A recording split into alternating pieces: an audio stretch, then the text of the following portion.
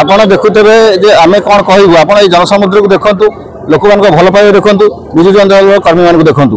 ଆଜି ଯେଉଁ ରାଜ୍ୟ ମାନନୀୟ ପୂର୍ବତନ ମୁଖ୍ୟମନ୍ତ୍ରୀ ଆମ ରାଜ୍ୟର ସଭାପତି ଶ୍ରୀ ନବୀନ ପଟ୍ଟନାୟକଙ୍କ ଯେଉଁ ଡାକରାରେ ଆହ୍ୱାନ କ୍ରମରେ ନଗର ସଭାପତିଙ୍କ ସଭାପତିତ୍ୱ ନିର୍ଦ୍ଦେଶରେ ଆଜି ଆମେ ଏଠି ଜନସମ୍ପର୍କ ପଦଯାତ୍ରା ଆରମ୍ଭ ହୋଇଛି। ଏହା ଅକ୍ଟୋବର 2ରୁ ଆଜିଠାରୁ 6 ତାରିଖ ପର୍ଯ୍ୟନ୍ତ ଚାଲିବ। ଦ୍ୱିତୀୟ ପର୍ଯ୍ୟାୟ 20ରୁ 30 ତାରିଖ ପର୍ଯ୍ୟନ୍ତ ଚାଲିବ। ତାପରେ ଆମର ଦଳୀୟ ମେମ୍ବରସିପ୍ ଡ୍ରାଇଭ୍ ଚାଲିବ।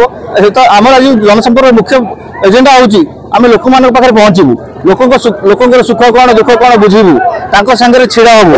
ଆଉ ବାକି ରହିଲା ଯେଉଁ ରାଜ୍ୟରେ ଯେଉଁ ରଙ୍ଗବଳା ସରକାର ଲୁଟେରା ସରକାର ଆସିଛି ତାର କଳା କାମକୁ ଲୋକଙ୍କ ପାଖରେ ପହଞ୍ଚେଇବୁ। ବିଜୁ ଜନତା ଦଳ ଯେମିତି ଘରେ ଘରେ ଲୋକପ୍ରିୟ ଥିଲା ଆଜି ମଧ୍ୟ ରହିଛି, ଆଗାମୀ ଦିନରେ ଏହି କାର୍ଯ୍ୟକ୍ରମ ଜାରି ରହିବ। ଲୋକଙ୍କ ଅସୁବିଧାରେ ସବୁବେଳେ ଛିଡ଼ା ହେଇଛି ବିଜୁ ଜନତା ଦଳ, ଆଜି ମଧ୍ୟ ଛିଡ଼ା ହେବ।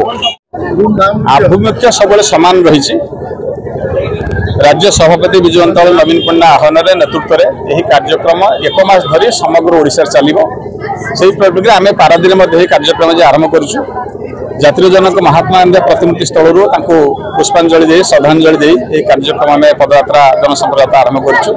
एक समर्पित मनोभाव नहीं एक संपर्क जोड़ार इच्छा नहीं आम समस्त अंचल गस्त करूँ, लोक सहित मिसबू।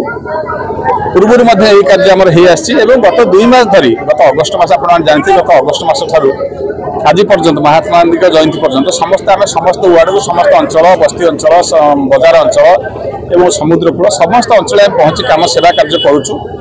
आज ये जो कार्यक्रम सब वर्ष पर विजु जनता दल चलती समर्पित रम गोटे मस भितर आम समस्त 19 वार्ड परिक्रमा करूँ, लोक समस्या सामिल हो एवं नवीन पट्टनायक विकसित वार्ता जहाँ गत 24 वर्ष विकास कार्य कर लोक पहुँचेबू और सहित पारादीपर विकास में समस्त को सहयोग एक सुस्थ विरोधी दल भाव ओडिशा रे सकारात्मक भोट कर पूर्वतन विधायक से निर्वाचन में पूर्वतन विधायक यहाँ आम पारादीप म्युनिसिपालिटी करुँ।